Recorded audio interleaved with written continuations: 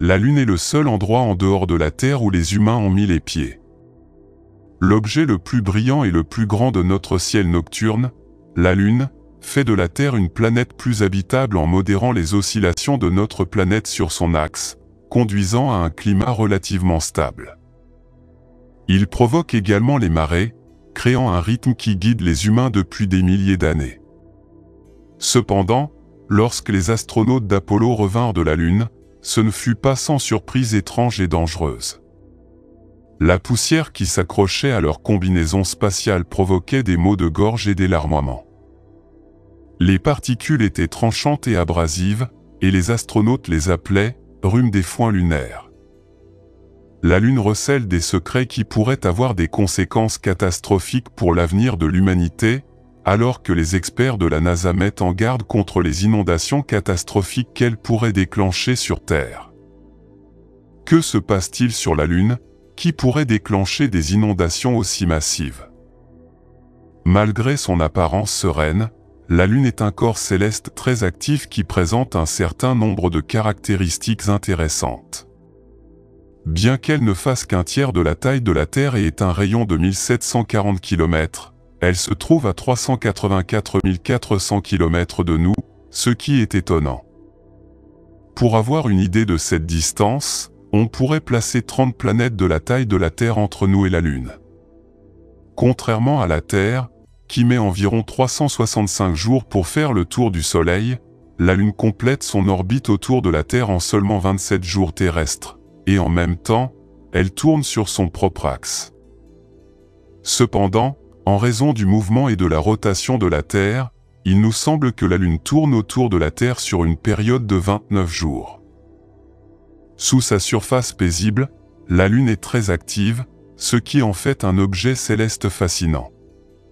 Mais ne vous laissez pas tromper par son apparence calme, la Lune abritait autrefois des volcans actifs, depuis endormis. Grâce aux sondes et aux atterrissages, nous avons découvert que sa surface est bombardée d'astéroïdes, de météorites et de comètes en raison de sa fine atmosphère. Les impacts constants ont provoqué d'innombrables cratères, dont l'énorme cratère Tycho, qui s'étend sur plus de 85 km.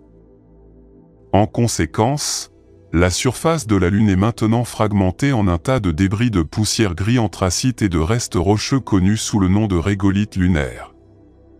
Cela peut sembler anecdotique, mais c'est en réalité un cauchemar pour tout astronaute souhaitant explorer la Lune. Parce que le régolithe est chargé électriquement et adhère à tout, créant le chaos partout où il atterrit. Vous êtes-vous déjà demandé comment une petite boule d'argent peut avoir un grand impact sur nos vies?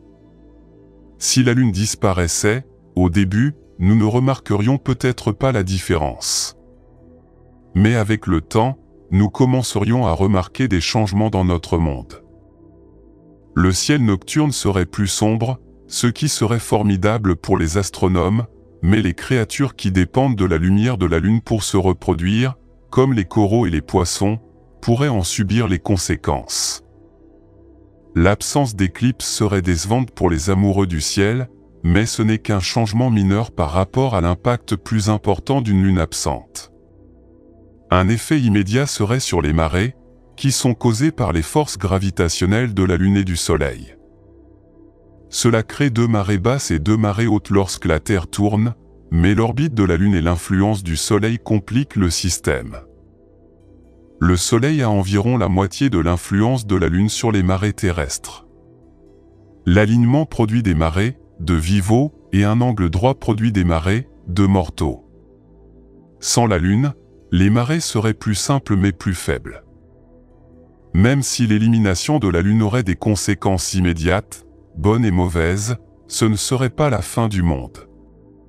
Le vrai problème est que la rotation de la Terre deviendrait instable au fil du temps en raison d'une légère oscillation de son axe incliné à 23,4 degrés par rapport à notre orbite autour du Soleil. La suppression de la Lune aurait des conséquences immédiates et à long terme.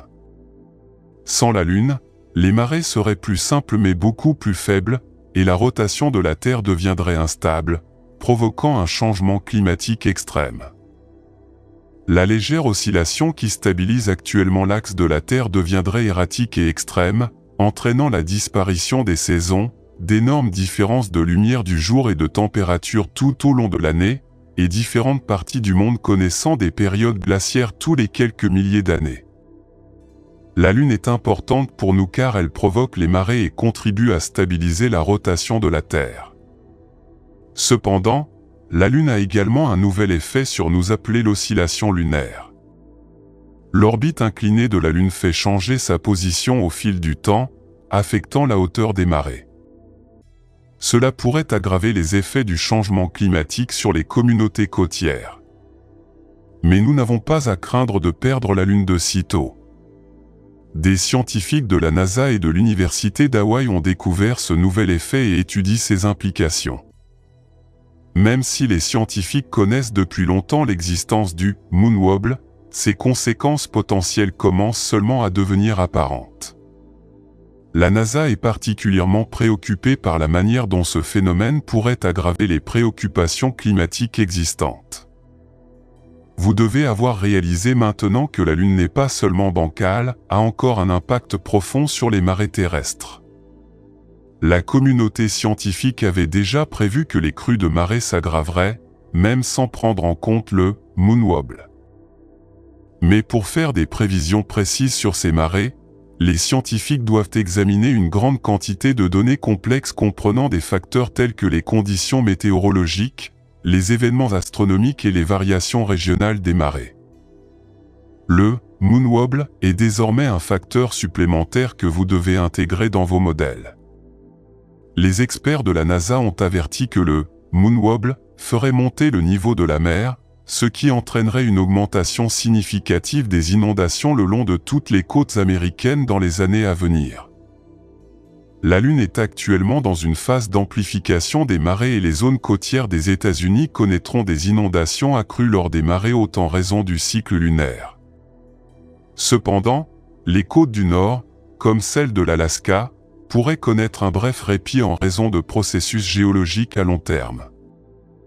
La NASA prédit que les inondations pourraient tripler ou quadrupler par rapport aux récentes catastrophes. Pour mettre les choses en perspective, on parle de 600 inondations rien qu'en 2019, et la situation ne fait qu'empirer. Le plus inquiétant est que les zones de basse altitude sont les plus vulnérables, ce qui signifie qu'elles seront les plus touchées. Mais à quoi ressembleraient exactement ces inondations ? Les chercheurs ont travaillé sans relâche pour prédire son apparition et les résultats sont décourageants.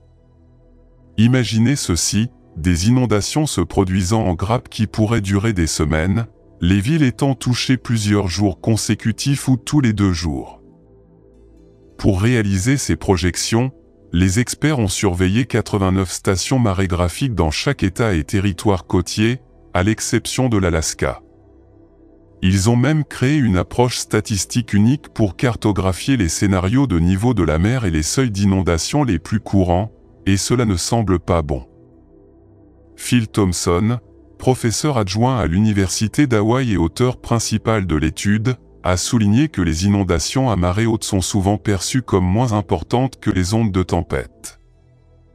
Cependant, les inondations qui surviennent régulièrement, 10 à 15 fois par mois, peuvent causer des dommages économiques importants, endommager les infrastructures critiques et conduire à une instabilité alimentaire. Les agriculteurs peuvent également perdre leurs récoltes et leur bétail, et les fuites des fosses septiques peuvent devenir un problème de santé publique. Rien qu'aux États-Unis, les dommages pourraient s'élever à des milliards de dollars. Les inondations provoquées par cette oscillation lunaire ne sont pas typiques et ont été qualifiées d'inondations mutantes, posant un défi à long terme aux États-Unis et à d'autres zones côtières du monde. L'administrateur de la NASA, Bill Nelson, a souligné que la combinaison de l'élévation du niveau de la mer, de l'attraction gravitationnelle de la Lune et du changement climatique continuera d'exacerber les inondations côtières. L'équipe Sea Level Change de la NASA fournit des informations cruciales pour aider les villes à risque à prendre des mesures préventives pour protéger l'environnement et les moyens de subsistance de la population.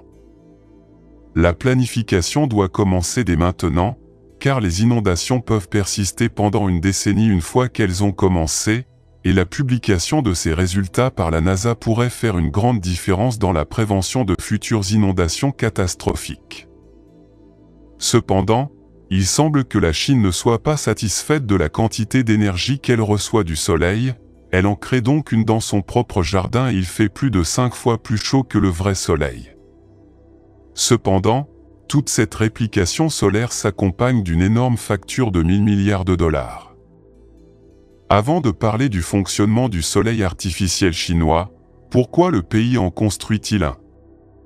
L'objectif est de fournir une énergie propre presque illimitée, imitant les réactions naturelles qui se produisent dans les étoiles. Le Soleil artificiel utilise la même méthode que le Soleil d'origine pour produire de l'énergie, le Saint Graal de la production d'énergie propre, puisque le processus ne nécessite pas de combustible fossile et ne laisse aucun déchet dangereux. Contrairement au processus de fission nucléaire qui entraîne la production commerciale d'énergie nucléaire. Les chercheurs affirment également qu'il y a beaucoup moins de risques de catastrophes environnementales. Alors, comment fonctionne le Soleil artificiel chinois? Cela fonctionne comme le Soleil, l'énergie solaire qui atteint la Terre est créée par la fusion nucléaire qui se produit au Soleil. La fusion nucléaire se produit lorsque des protons d'atomes d'hydrogène entrent en collision violemment dans le noyau du Soleil et fusionnent pour créer un atome d'hélium. Ce processus, connu sous le nom de réaction de fusion de protons, émet une énorme quantité d'énergie au plus profond de son noyau. Le Soleil fusionne environ 620 millions de tonnes d'hydrogène chaque seconde. La réaction est possible grâce à la pression et à la température extrême au sein du noyau solaire, estimés respectivement à 250 milliards d'atmosphères ou 25,33 billions de kilopascales et 15,7 millions de Kelvin. Le résultat net est la fusion de 4 protons ou noyaux d'hydrogène en une particule alpha, 2 protons et 2 neutrons liés ensemble dans une particule identique au noyau d'hélium. 2 positrons et 2 neutrinos sont libérés par ce processus, convertissant 2 des protons en neutrons et en énergie. Le Soleil artificiel de Chine a pu surchauffer une boucle de plasma à 5 fois la température du Soleil pendant plus de 15 minutes. Le réacteur, connu sous le nom de EAST ou Experimental Advanced Superconducting Tokamak, a maintenu une température de 158 millions de degrés Fahrenheit ou 70 millions de degrés Celsius pendant 1056 secondes. La communauté scientifique a salué cette réussite car elle constitue une étape importante vers la création d'une source presque illimitée d'énergie propre. EAST a dépassé le record établi par le tokamak français, anciennement Thor Supra, en 2003, dans lequel le plasma dans une boucle enroulée maintenait des températures similaires pendant 390 secondes. Pendant ce temps, EAST a établi un autre record il y a un an en fonctionnant pendant 101 secondes à 216 millions de degrés Fahrenheit ou 120 millions de degrés Celsius. Reproduire le Soleil n'est pas une tâche facile car vous essayez de recréer les conditions à l'intérieur du Soleil et d'autres étoiles puissantes. EAST utilise la conception tokamak, une machine qui utilise des champs magnétiques pour confiner un plasma en forme de beignet que les scientifiques appellent un Thor. Les scientifiques de l'énergie de fusion affirment que le tokamak est le principal concept de confinement du plasma pour les futures centrales électriques à fusion. Dans un tokamak, les bobines de champs magnétiques peuvent confiner les particules de plasma pour permettre au plasma d'atteindre les conditions nécessaires à la fusion. Le cœur du tokamak est une chambre à vide en forme de beignet. À l'intérieur de la chambre, un combustible hydrogène gazeux est placé sous une chaleur et une pression extrêmes, se transformant en plasma, un gaz chaud chargé électriquement. Les scientifiques peuvent contrôler les particules chargées dans le plasma à l'aide d'énormes bobines magnétiques placées autour de la chambre. Un contrôle est nécessaire pour éloigner le plasma des parois de la chambre. En effet, le contact entre le plasma chargé électriquement et les parois du réacteur pourrait provoquer une fusion instantanée. Un courant électrique puissant traverse le conteneur et l'hydrogène gazeux et ionisé, c'est-à-dire que les électrons sont extraits des noyaux et forment un plasma. À mesure que les particules de plasma deviennent dynamisées et entrent en collision, elles se réchauffent également. D'autres méthodes de chauffage permettent d'amener le plasma à des températures de fusion comprises entre 150 et 300 millions de degrés Celsius. Les particules deviennent suffisamment énergétiques pour surmonter leur répulsion électromagnétique naturelle lors d'une collision et fusionnent, libérant une énergie colossale. Avec toutes ces températures extrêmes, on peut se demander si les tokamaks sont sûrs, mais la réalité est que la chambre d'un tokamak moderne contient généralement moins d'un dixième de gramme d'hydrogène à un moment donné. Si une interruption se produit pendant une impulsion, la réaction se refroidit et se termine immédiatement, ce qui signifie qu'une explosion nucléaire n'est pas possible dans un tokamak.